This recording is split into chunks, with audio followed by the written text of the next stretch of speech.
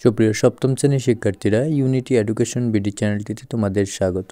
এই ভিডিওতে তোমাদের বাংলা বইয়ের পৃষ্ঠা নং 113, 114 এর আমরা ও ক্রাইব নেবুলা গল্পটি পড়ে নিজের ভাষায় বলো এবং নিজের ভাষায় লেখো এই চকটি পূরণ করব এবং লেখা নিয়ে মতামত।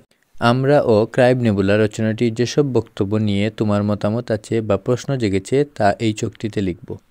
এখানে 4টি বাক্য লিখতে হবে এই চকটিতে। তাহলে চলো শিক্ষার্থীরা, আমরা পৃষ্ঠার 113, 114 এর চকটি পূরণ করি।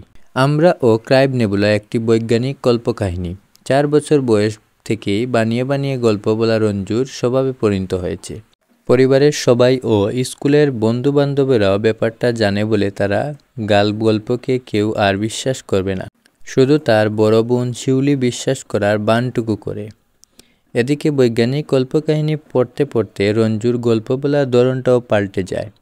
আগের গল্পগুলো বিশ্বাসযোগ্য হলেও বৈজ্ঞানিক কল্পকাহিনীগুলো মেনে নেওয়া মতো ছিল না। তবে সত্যি সত্যি কল্পনা কাহিনীগুলো মেনে নেওয়ার মতো ছিল না। তবে সত্যি সত্যি রঞ্জু একদিন রাতের ছাদের উপর একটি মহাকাশযান দেখতে পায়। ফ্লাইং সসারের মতো দেখতে যানটি। ভেতর থেকে খাঁটির মতো বড় মাথার প্রাণী বেরিয়ে এলো। তার সঙ্গে অনেক কথা হলো তার। ক্রাইব নেবুলার যাত্রী ফুয়েল ট্রাঙ্কের ফুটা চুইংগাম স্টিকার চিবিয়ে নরম করে সরিয়ে তোলার সাহায্য করল রঞ্জু। বিনিময়ে পেল বিস্ময়কর একটি উপহার, ক্রাইব নেবুলার ত্রিমাত্রিক প্রতিচ্ছবি, যা আসলে একটি আমরা। অবিশ্বাস্য ও অকল্পনীয়, অথচ রাস্তার সেই আনন্দময় অভিজ্ঞতাটি রঞ্জু ভাগাভাগি করতে পারল না।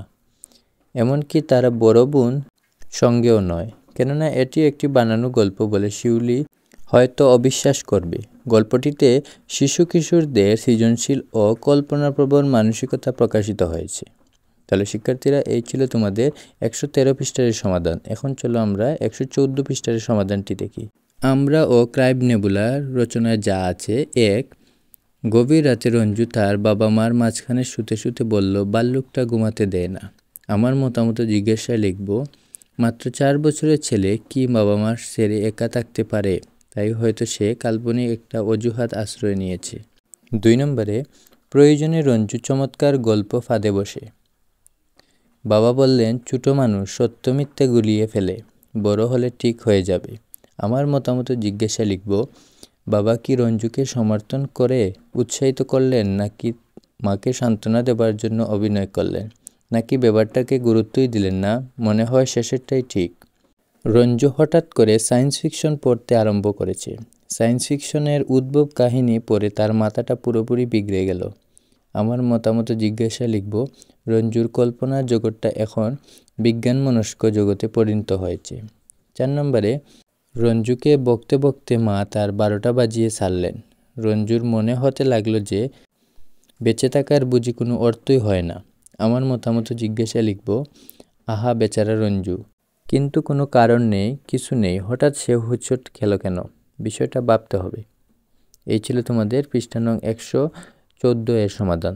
ভিডিওটি ভালো লাগলে অবশ্যই চ্যানেলটি সাবস্ক্রাইব করতে ভুলবে না।